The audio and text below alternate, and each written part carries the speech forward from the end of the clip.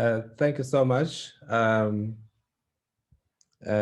for this welcome and introducing us to speak here.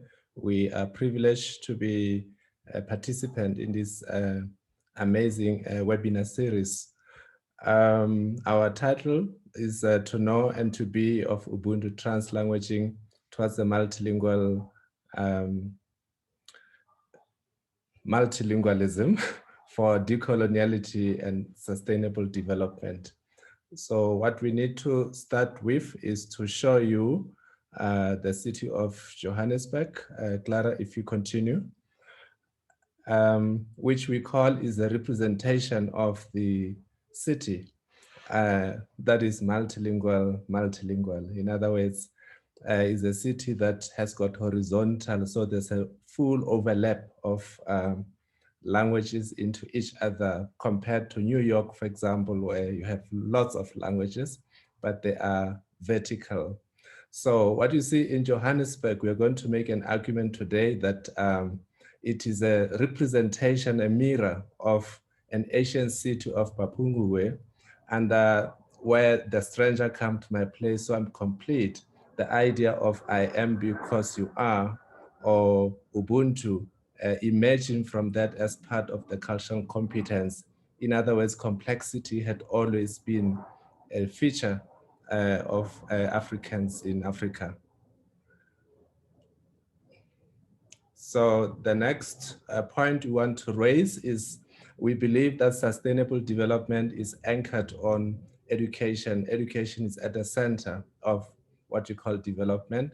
And we view education as a sense-making project. First, you make sense of the world around you. That's what you call to know, or epistemic access, or you make sense of yourself. In fact, there's an ancient philosopher who said, those who master the curriculum should master themselves, or are mastering themselves rather. So language is a foundational skill, it's a mediator, it mediates both pillars of education, without which then you don't really have education.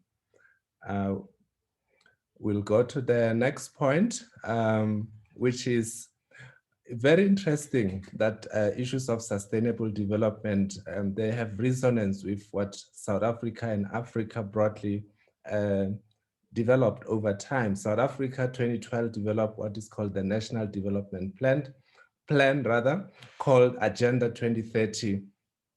And the following year, South Africa leading the African Union, they developed the Africa We Want, which is Agenda 2063. And 2015, the United Nations developed Agenda 2030, Sustainable Development Goals. So we want to link the idea of education, language, and sustainable development with regard to this kind of background.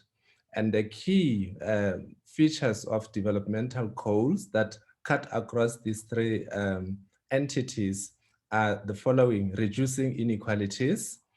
And the second one is quality education. And quality education is key in our talk today.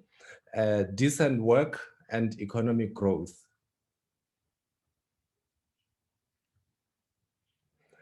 But let's have a look at development. And we use education as a predictor for how a country is developing.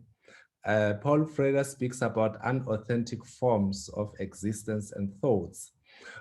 So what you see here is the education system in South Africa, and this is a really representation of many African countries as well, that the throughput rate, the 15% at the bottom there, you can see is a downward slope. So from 35, 26, and then 15%, which is the average number of students who graduate on record time. That means we lose a whole lot of them in the system. And that line is not developmental, it's underdeveloping, actually it's going downwards. So, and we ask a big question, which is why? Why are we finding ourselves regressing instead of developing? We want to draw wisdom from the idea of historical consciousness, that becoming conscious of where you come from and who you are is a key pillar to that. Actually, a British historian Trevor Roper said that perhaps in the future there will be some African history, but at present, that is 1963, there is none, and there is only the history of Europeans in Africa. This statement sounds true to us even today in 2021, in fact. Ngugi wa Thiong'o reminds us again that people without history or culture become mimics who have placed their memories in a psychic tomb. That is very serious because it's a conditioning of your psyche. And you simply cannot develop on that space if you mimic. Thabo Mbeki, quoted in Khoza, he says, we have to meet the prevailing challenges, global challenges rather, from within our own worldview and proceed to action from our own authentic possibilities. Reminding that we are in an unauthentic forms of existence, and we are told yet that we need to look at authentic possibilities based on two things: one, cultural identities, and two, the competencies of the African themselves. So this is of paramount importance. Clara will now take us to the issues.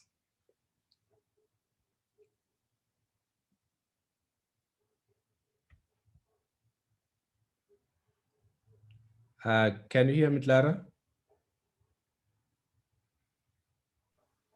Oh, thank you so much, Prof. Yeah, for taking us through to the issues that that are important in our our research.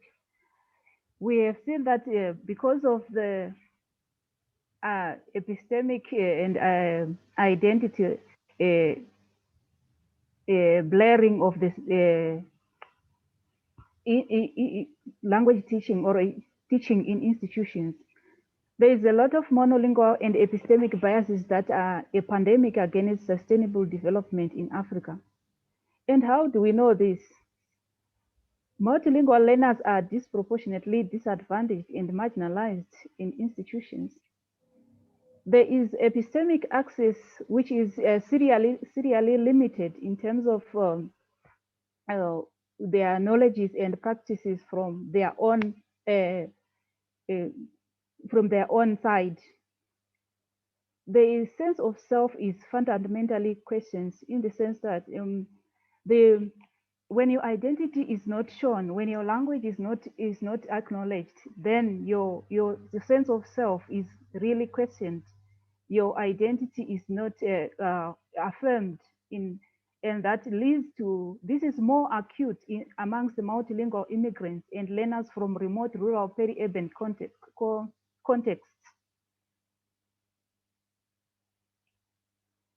Over to you, Prof. Actually, I muted myself. What we see now is the patterns of oneness ideology.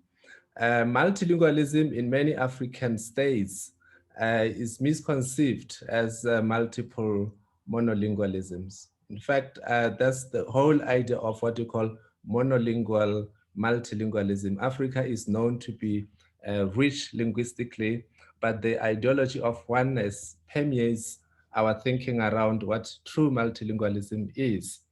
Our literacy programs are reified as literacy, rather, where we talk about skilling and drilling rather than looking at the social practices.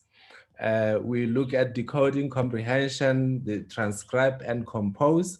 There's a whole sequencing and linearity of our assumptions about literacy. We see a lot of African languages being versioned wholly from English, always, all the time. And that there's still a big belief around using more than one language, creating mental confusion. Now, look at the language policies that we have. You either start with your mother tongue and you add your second language in the third year. That's what you call additive bilingualism or additive multilingualism.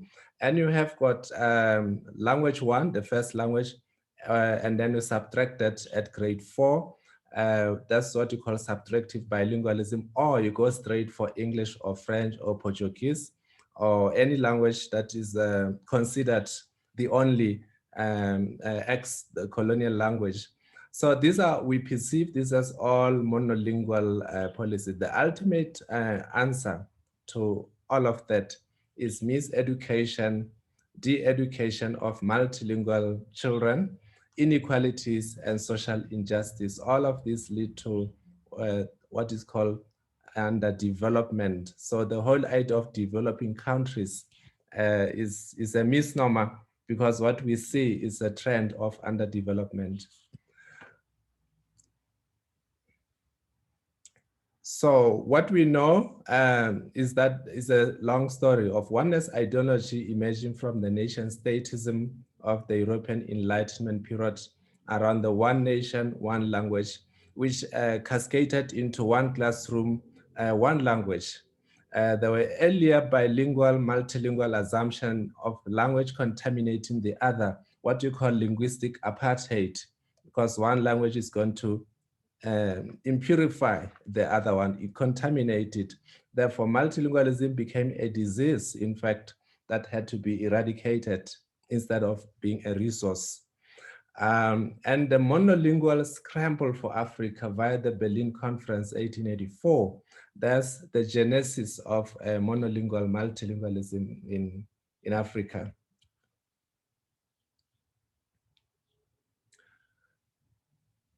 Clara maybe will tell us about the past 15 years of the multilingual turn.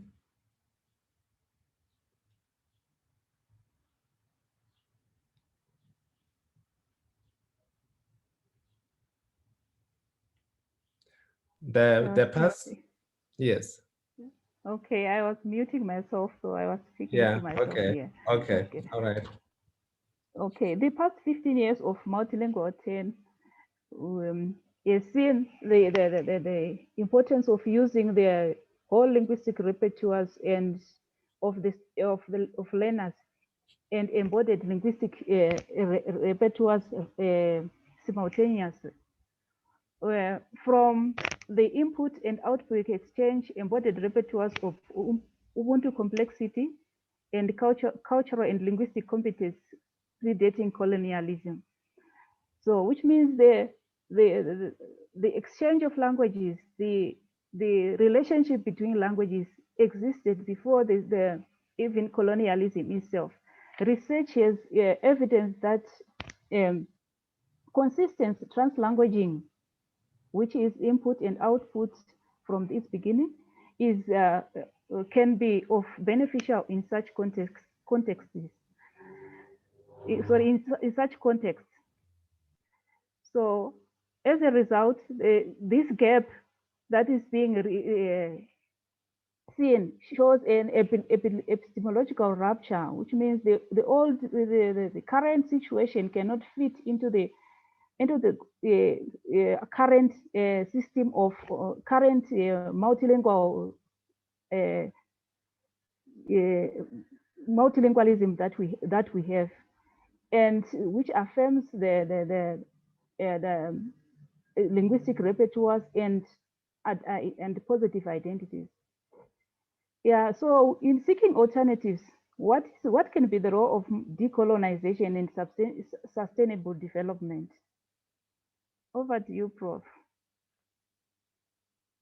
Oh, so to try and look at this at length, we also engaged in a study. We had case study 1 and case study 2. In case study 1, we did a study that was in a school that was sort of traditional, and it did not accommodate learners who were multilingual. But even though the school was multilingual, but there were monolingual practices. So this was an ethnographic study in a linguistically complex school in Johannesburg. There were 5 teacher participants with a mean age of 41. There were 8 grade 5 learners, and their mean age was 10 years. Reiterative interviews and non-participant observations were done till saturation points were reached. deductive and inductive thematic analysis was done. Let's go to the findings of this study, of case study 1. We realized that there was monolingual pedagogy within these classroom spaces.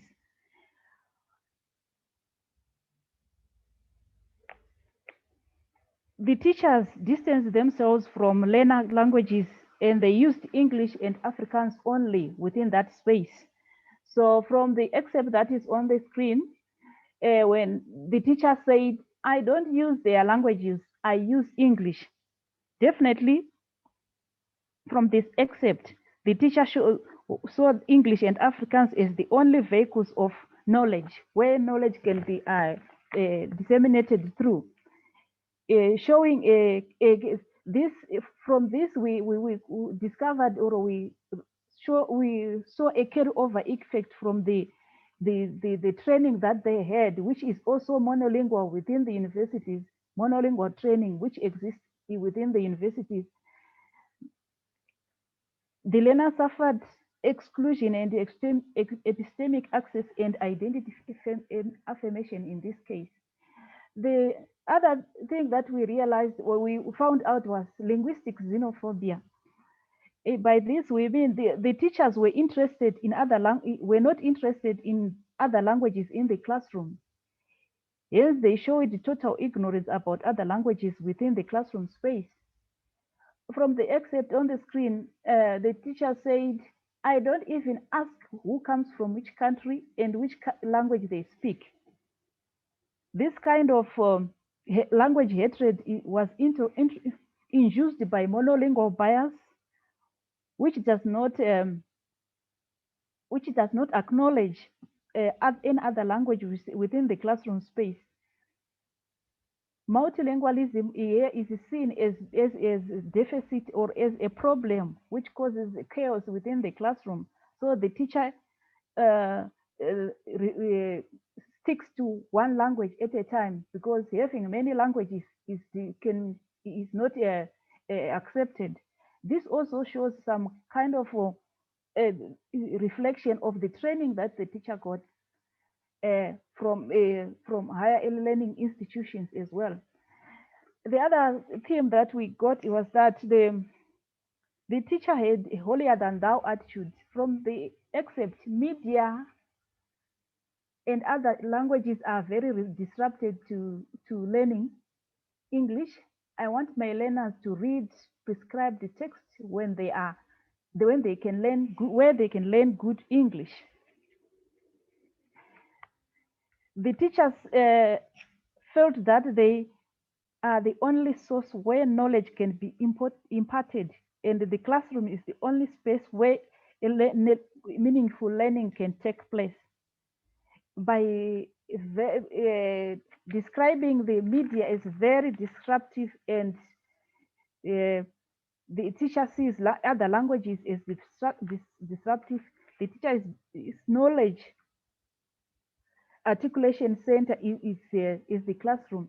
And according to this teacher, the knowledge is supposed to be siphoned into the learner, while the learner becomes the receiver of knowledge. So again, this is a kind of a reflection of a carryover effect from the training that the teacher got. The teacher is at the center of learning. The teacher articulates the language. The teacher says everything. However, within that classroom space, we saw some defiance of monolingual literacy practices. However, despite the colonially deprived space, learners defied the boxing of languages. And they showed some fluid and flexible practices. They also defied the rigidity of the teachers. This was shown when they were doing group work, when the learners reorganized the teacher, they gave the learners some tasks. The learners had to reorganize those tasks to suit their own, or what they also wanted to do on their own. And they deployed the relevant linguistic repertoires. they use their experiences and cultural repertoires to facilitate their own reading, as this was a reading lesson. So, if, for example, in excerpt 4, me is ma and wena you are pa. In this case, the learners were asked to read. So, to read a passage which was in the form of a dialogue where they exchanged the roles. So instead of just reading through in their own groups without the teacher's instruction, they had to tell each other, because you are going to, me, I'm pa, which means the learner who was speaking was going to be the mother. So they used Afrikaans, English, and isiZulu to reconstruct and reorganize themselves and to engage in the task. So the person who was going to be ma was also going to take the roles, or they were using their own experiences of ma, how the ma acts, and then how the pa acts. So they reorganized the work and used their own cultural experiences to make meaning out of the text. And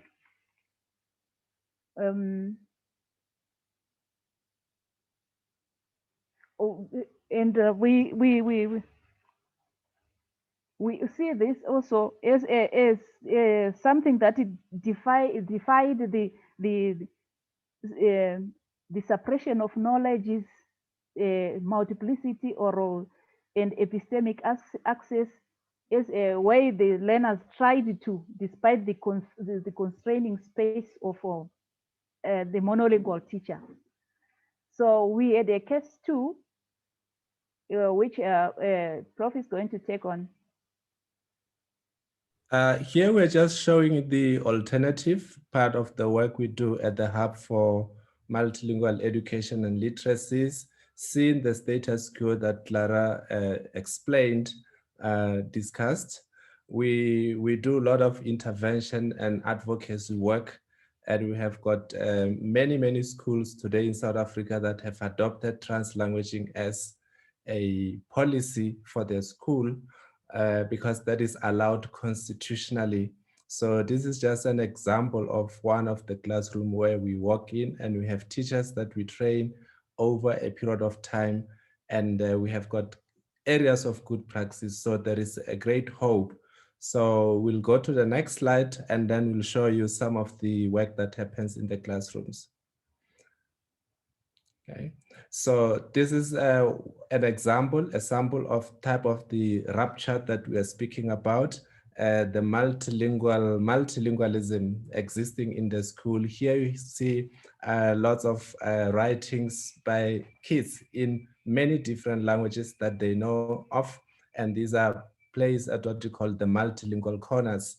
They're allowed to write in any language. They're allowed to do a whole lot of in line with what the social linguistic realities are outside of the classroom. Just an example. We'll move on to Clara. Maybe you'll talk about the next one, Ubuntu Translanguaging.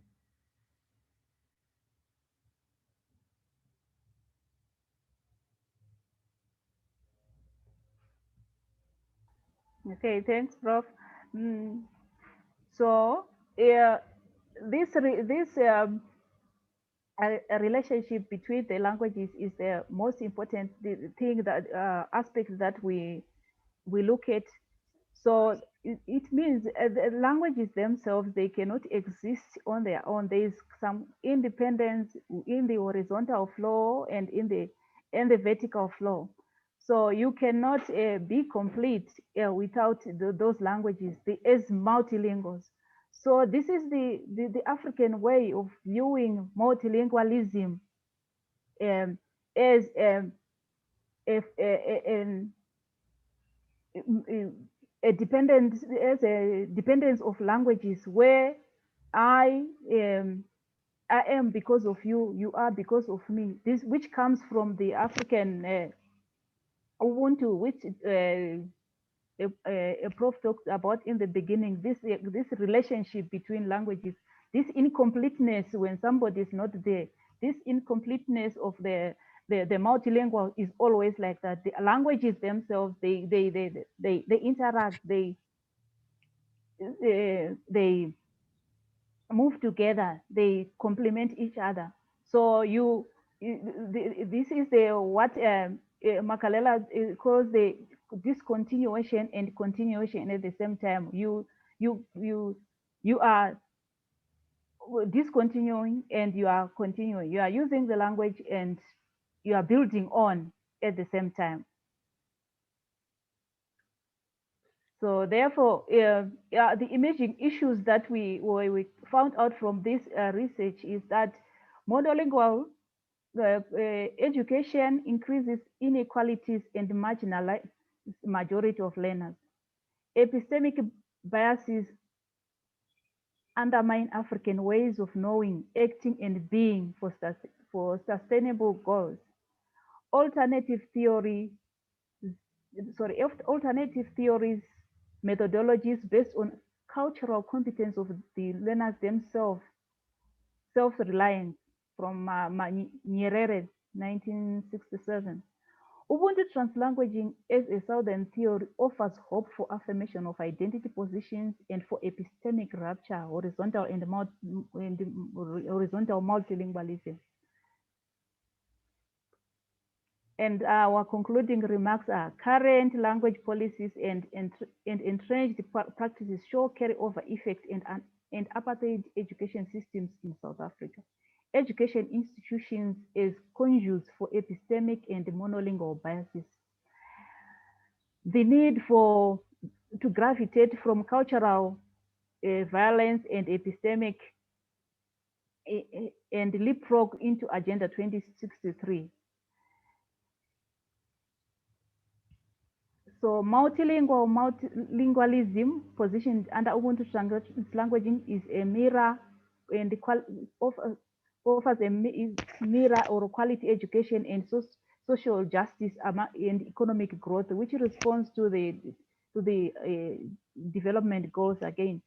There is need for large-scale advocacy on the value of decolonized multilingual sustainable development, which hinges on the ways of being, knowing, and acting. Rialehoha, Siabonga, thank you, Inkomu, and Shona Tatenda. Over to you, Prof. Yeah, that brings us to the end of our presentation, and thank you, everybody. We're happy to take questions, comments. The key part of our story is language, and African multilingualism is at the center of sustainable development, and without taking that as the core for our societies today, it is very difficult to think about any form of sustainable development. Wonderful. Thank you both very much for this fantastic talk, and also very nice summary and the highlights at the end there, which I think is really helpful at this stage. So we have a nice amount of time left for questions, discussion, comments. I think one of the things that's been nice in this webinar series, for those of you who've been here before, is that there are interlinking themes and some of the issues come up over and over again, but we've seen a really kind of very nice case study and lots of interesting issues raised here today. So I think, as Colin said at the beginning, feel free to put questions in the chat if this is easier, or raise your hand. We're also happy to hear from people out loud, or I can read questions in the chat. So does anyone have a question or comments?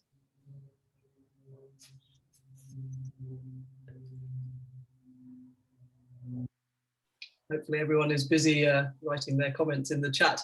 While people are thinking about how the questions looked, I'll come to you first, please. Thank you, Hannah, and thank you very much for this really interesting talk, Clara and Leketi. That it's really interesting to see the work you guys are doing. And I have to apologize. I have not been a regular attender of the seminar series, so I'm sure some of the issues have come up as well. But I was really interested in the final slides you had, which I think were very powerful and very positive. But I was wondering about maybe localization. So in some sense, I think your work is very much grounded in a South African reality, and that's determined by a particular, historical and cultural and political landscape. But there's clearly also something very, very global about it. And you mentioned global South, so I think there's many, southern or developing countries parallels. I wonder whether, in complex situations like, I don't know, Indonesia or India may well also be part of that discourse. And actually, I think it's extremely helpful in the North as well. I mean, there's lots of language issues which have been sort of not really acknowledged terribly much, but are certainly part of all Northern contexts. So I was wondering a little bit about how you think, to what extent your work is situated and grounded in the South African context, and to what extent it extends to that. And then a particular scenario or background, I think, which I think comes in interesting there in the African context, is East Africa, and Kenya, and even more so Tanzania.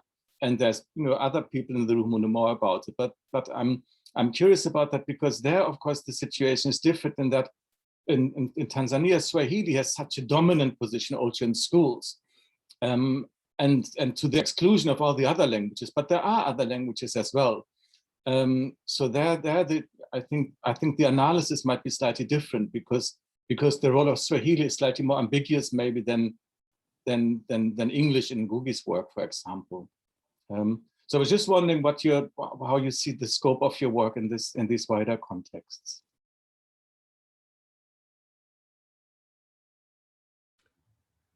Should we go? Yes, please. Yes. Oh, okay. Feel free to answer or respond. Okay.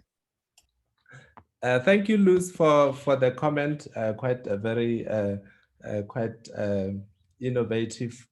I mean, making us think. That's what I mean about the relevance of our work in other parts of the world.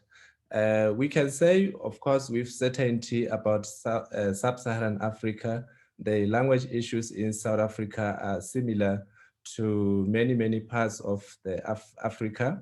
But of course, the case of Tanzania and Kiswahili is slightly different. But I think at the core of both contexts is that the whole idea of mother tongue or first language have been misconceived. So our idea that in people who speak Kiswahili in Tanzania, for example, are actually speakers of many other local languages there. So the problem is that Swahili has been singled out as a single language that exists in silo from the other languages. And that's exactly what is bringing the type of tensions that you'd have there, that Swahili is. Even here in South Africa, when it comes to English, it's not about African language to the exclusion of English. We are saying, I am because you are. So the whole idea of Ubuntu says, as long as you're exposed to more than one language, those languages are coexisting. And therefore, in your headspace, as you make meaning in school, there is a dialogic interconnection between what you call repertoires. You could be in Kenya, you could be in Tanzania, and any other part of the world. And what you raise here is about the politics of language, about which one is dominant. But again, that's a very monolingual state language versus the language of the people, languages of the people rather, on the ground. They are not necessarily perceived or used in those particular ways. So we look at school as an institution that actually, as we presented, that supports or institutes, sustains a monolingual bias. The whole idea of mother tongue education in Africa, in our view, has been misconceived because people don't have mother tongues, in our view. They have community or familiar languages. And mother tongue is a foreign concept to start with. So we could say a lot, the applications of Ubuntu across, in Brazil, they have, in South America, they talk about Vivier, which is almost the similar concept about coexistence and chaos and disruption and cohesion at the same time. We think that Ubuntu has got such global relevance. Yes, South Africa is a case. Fantastic. I don't know, Clara, do you want to add anything to this? We have some other questions in the chat as well. Yes, thank you. I just want to say, to add on to what Prof. Makalela has said. When we talk about African multilingualism, we are talking about, people often misconstrue this. We are talking of multilingualism, as opposed to monolingual multilingualism. This separation, that is the challenge within the perceptions and lens people use to talk about multilingualism in Africa. When you talk about multilingualism in Africa, we are talking about a multilingualism. This is relationship, this and separatedness, other than separate monolinguals. Thank you. Thank you. That was very, very helpful. Thank you to both of you. So we have a couple of questions in the chat that I'm going to take together because I think they're, if I've understood them correctly, are asking a sort of similar question. So one says, how can monolingual teachers manage in translanguaging classrooms? And I suppose the next one is a sort of extension on that. So you have multilingual classrooms, how do they work in practice? So how do teachers cope with many languages?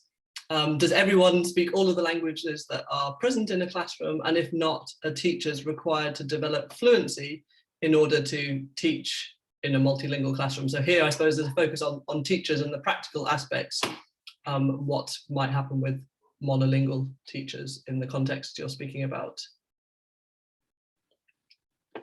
Thanks for these questions. In fact, Lou's question, we didn't speak about Europe, the super diversity and immigration, slightly different terrain, and you rightly pointed out that Europe is exactly in the same boat as many African states today because of globalization and high intensity of mobility. So yes, the questions are really about the teacher.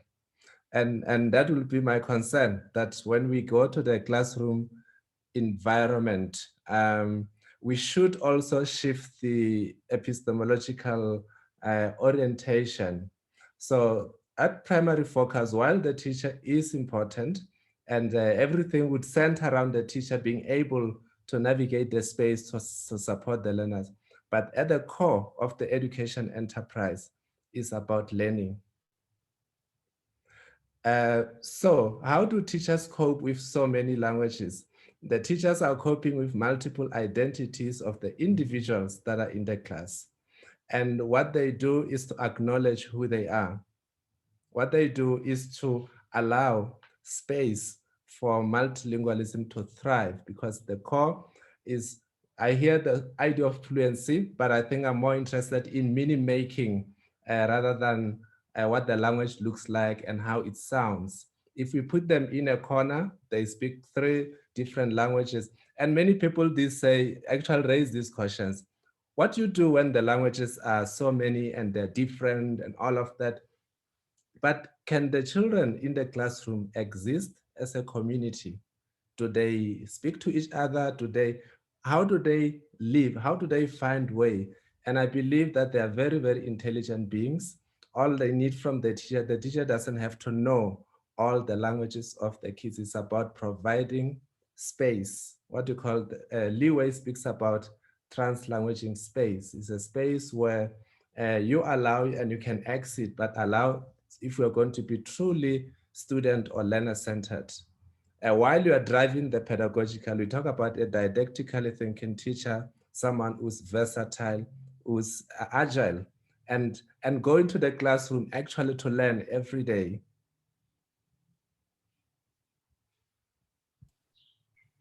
Fantastic. I don't know, Clara, would you like to add anything to this answer about teachers? Yes, thank you so much for the question. Thank you so much, Prof, for the response. But I think it is important for meaning making purposes to include or to include the practices, the languaging practices of the learners. Because if you do not take into account how they language when they are not in the classroom, remember you create an artificial environment where they are not able to show themselves, to be themselves, to exhibit who they are, and through their languaging practices, it means their knowledge access is also limited. They cannot bring in their funds of knowledge, what they know about the subject, into the classrooms, because the classroom space is confining, is inhibiting. It does not allow them to be themselves.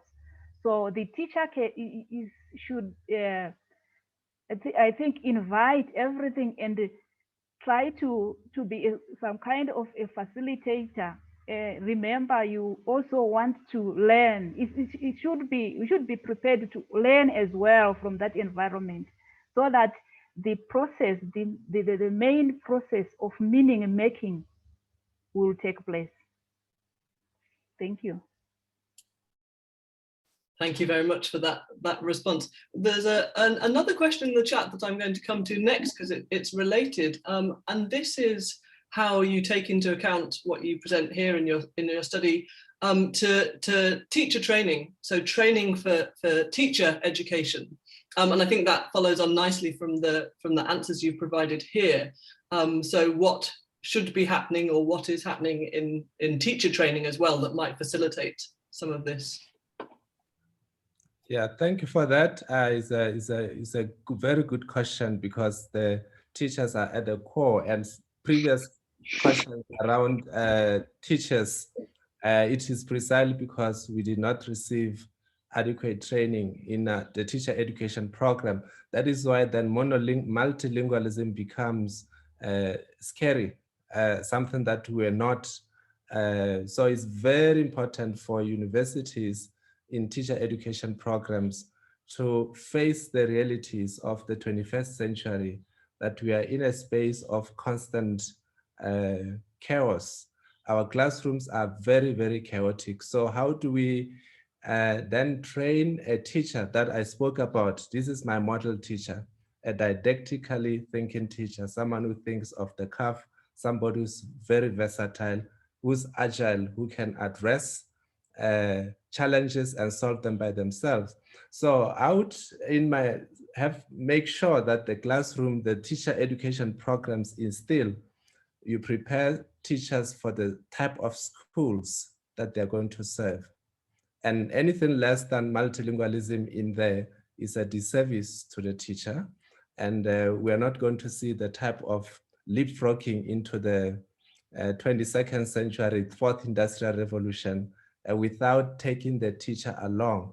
So the universities are very, very central, and they shouldn't be the bastions of monolingualism as a pristine model that does not have relevance anymore, actually, in many parts of the world. Wonderful, thank you very much. I see a couple of people have got hands up, and there's another question, so maybe I can just read that out and then we'll come to those who want to ask.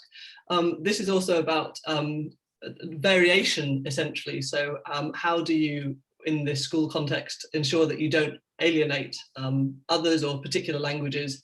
So if you invite translanguaging into the classroom, how do we ensure that space is inclusive, and also whether and how to take account of dialects or varieties in this as well.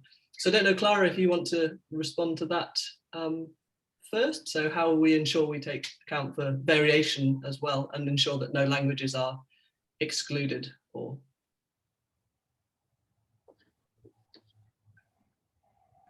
Thank you so much. I think variation and diversity is the characteristics of a multilingual class, or the modern multilingual class, because of the different languages, different accents, different pronunciations that are within the class. So the best way is to promote those, for the teachers to promote every learner's identity, so that the learning is meaningful. You move from what you know to what you don't know. Their own ways of expressing, their own ways of dealing with pronunciation is some kind of a mirror. They see themselves, and then from there they can move on to the responsibility of the teacher is to open that space, create the third space, allow the chaos to happen. Like, you give every student is the space to exhibit themselves, so that they can access knowledge, new knowledge from where they are.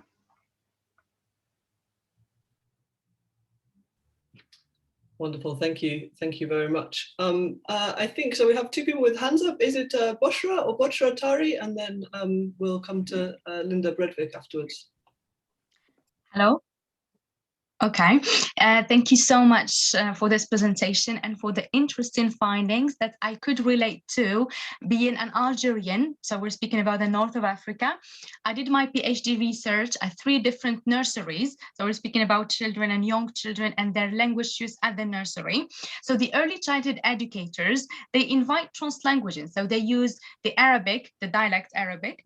They use some words of French, and they code switch a lot. So I think that affected and is affecting the children's output and language output. So what I observed is that children are not able to use a sentence in Arabic or in French. So they code switch. So they use a word in Arabic, but they don't know its translation in French. So when they want to speak, and that affects not only the identities of children, but also how they, for example, how they speak.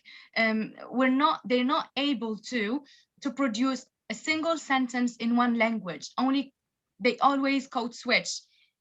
So don't you think that such pedagogy affects not only the identities, but language proficiency when they grow up? Thank you. Can we respond to that? Yes, please. The answer is no. It doesn't affect the children when they grow up.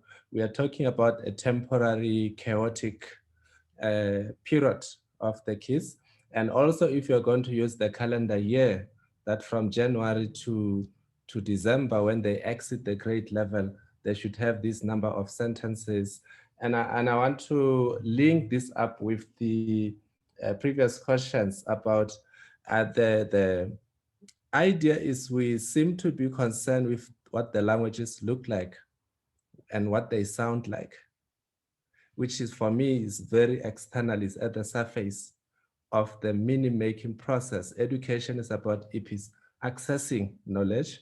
Therefore, we look at what speakers do with the languages rather than what the languages look like. So for me, there's a big change in that classroom that you have looked at the children mingling, using, the point is they're not confused. And the point is they're actually making meaning. Is a true reflection of their mental state, what the languages do, what is happening. They're integrated in that space. Of course, over time, what the society requires of them, they will begin to differentiate the languages as needed, and proficiency would follow just like the night following the day. So that's not, it can never ever be a problem that they will be confused forever, for lack of a better word. We have to allow that, as also in language acquisition, there is what you call a silent period where children don't seem to want to talk, but it doesn't mean that they're not processing meaning with signs and other ways until they're ready to do so. At least that's I think, yeah, they won't be confused forever. Otherwise, you go to Soweto in South Africa, then you think they can't. Multilingual people are able to become monolingual as and when the society desires. You're not always sprouting out lots of languages outside of your mouth endlessly, indefinitely, right? So you can become monolingual as needed. It is the monolingual who's not able to become multilingual. And I think that's the big issue in education. Also, the idea of exclusion or inclusion in the classroom. So we want to include as many kids as possible. You want to say, in my classroom, if you have English mother tongue speaker in the same class and you have got isiZulu or many other languages, when you allow the kids to speak the other languages other than maybe the dominant language, there's now what you call counter exclusion. The mother tongue speakers feel excluded if they don't know the other languages. But the reverse is actually also true, that when you use only one language, you are constantly excluding everybody else. But I think inclusion with many languages is better than exclusion with a single language. That will be my take of that. And it will also advantage everybody eventually. Wonderful. I'm just going to come, there's one more question, and just in the interest of time, Linda, would you like to share your question? Then we can perhaps hear from both speakers.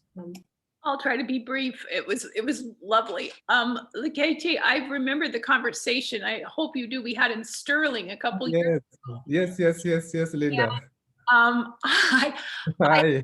fascinated ever since then, and I've used part of what we talked about. But you talked when you did your field work in the communities and in some of the townships, is you would go into a home and ask the child what was their mother tongue, what was their heritage language, and they would give you an answer. And the next day they would give you another answer. And they might give you the same child 3 or 4 answers depending on the day or who they had been in contact with. What was their heritage language? What was their mother tongue?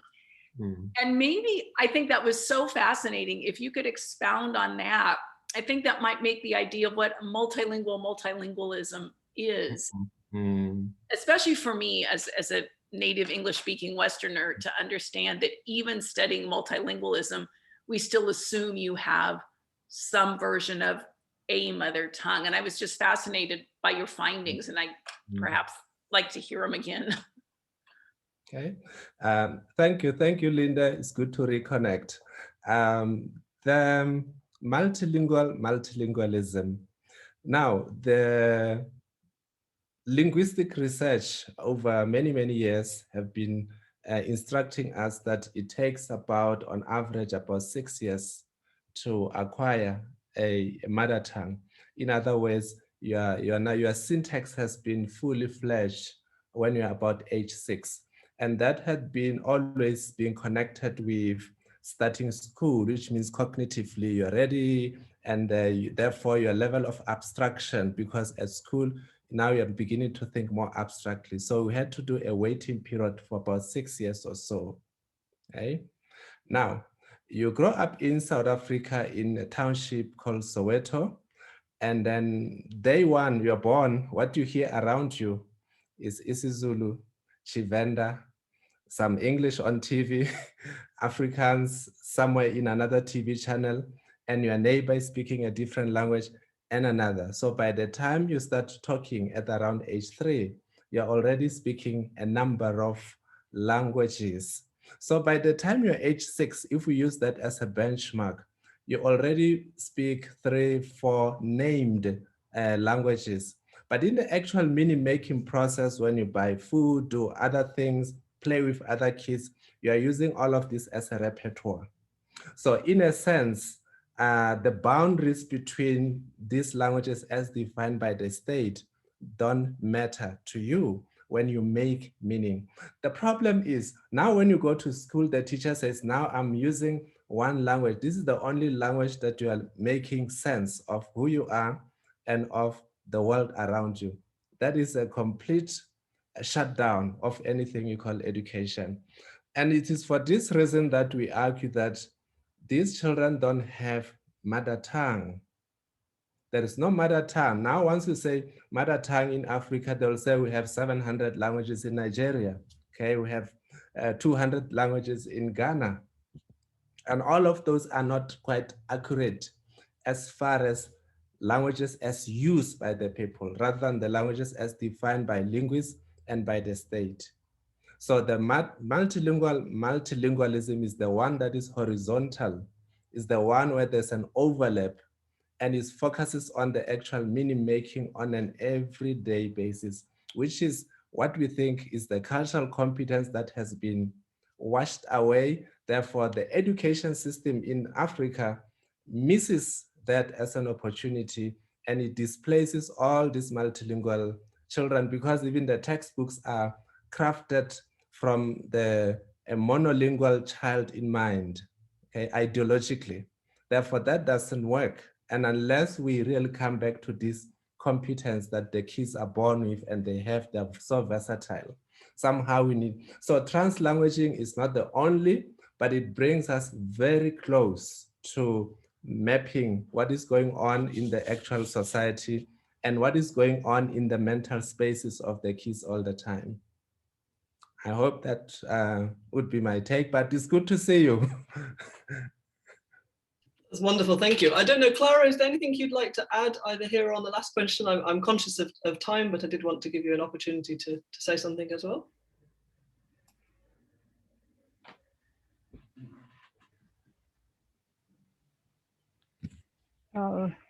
Thank you so much for inviting us to the conference, to the seminar. We really enjoyed being with you. Thank you so much. I don't have anything to say at the moment. Well, I think it's really for us to say thank you both very much for joining us today, and thanks to everyone else who was here to participate in this latest one of our webinar series. It was great to hear the talk, and thank you for the questions and participation as well. Nice to see some familiar faces and some new faces as well. So yeah, thank you all very, very much. Thank you. Thank you. Thank you.